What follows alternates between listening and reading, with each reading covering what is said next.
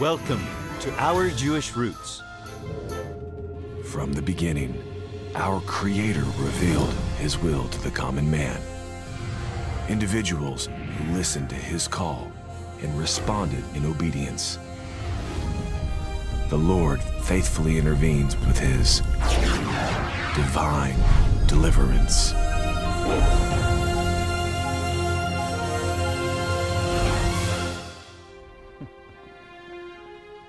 לכן, כל השומע את דבריי אלה ועושה אותם, יהיה דומה לאיש נבון, אשר בנה את ביתו על הסלע. As the Lord concludes His teaching on the Mount, He likens those who apply His precepts to a wise man who builds his house on the rock. A strong, sturdy house is the result of diligent work and careful attention to detail. A solid foundation is paramount. Once completed, such a house will withstand all manner of storms. And the rain descended, the floods came, and the winds blew and beat on the house, and the house stood strong. But the foolish man built his house upon the sand, and great was its fall. At my age, 63, I've seen lives, and I've seen people become roadkill on the highway of life. I've seen people begin lives, and I've seen them deteriorate in life. I've seen them build houses, and I've seen houses crumble. I want to follow Jesus. People say, well, you religious people are weak. Okay, call me weak. You religious people lean on a crutch. You can call me leaning. I want you to call me a believer. I want you to call me someone who hears these words and does them. And never mind me, let's talk about you. It's hard to climb into people's worlds because your world's away. I'm just speaking to cameras. But the question is God speaking to you?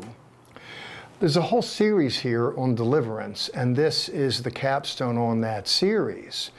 12 programs, 3 biblical moments each, trying to look at deliverance from Abraham all the way to Yeshua. There's a beautiful tapestry. It makes for a gorgeous Oriental rug. You know, you can go into a home and there's a beautiful carpet and people go, wow, it's great to sit on that. Well, if you look at the story of salvation in the Bible, great, it's great to rest on that. It really is. There's a wonderful story about renewal, regeneration, individuals receiving a new constitution, and not just new ways of thinking, and not just new ways of being, but there's empowerment to walk in the new way. When he says, he who hears these words of mine and does them, there is a kind of intentionality in all of that, to be sure. But through the agency of the Holy Spirit, whom he sends to those who reach up to him and ask for forgiveness, he enables us to have the power to live it out. And he graces us with the forgiveness when we don't. It's my job and our job who teach here to carry the torch in our generation, and it's your job and your ways to carry the torch in yours. May it be that salvation has come to your house. As I put a wrap on this series of deliverance, my prayer is that you have experienced it. I know there's a great new life on the other side of the sinner's prayer.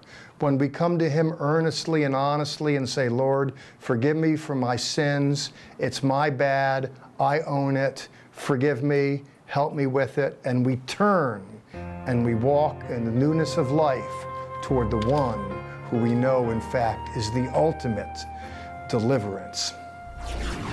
Divine deliverance.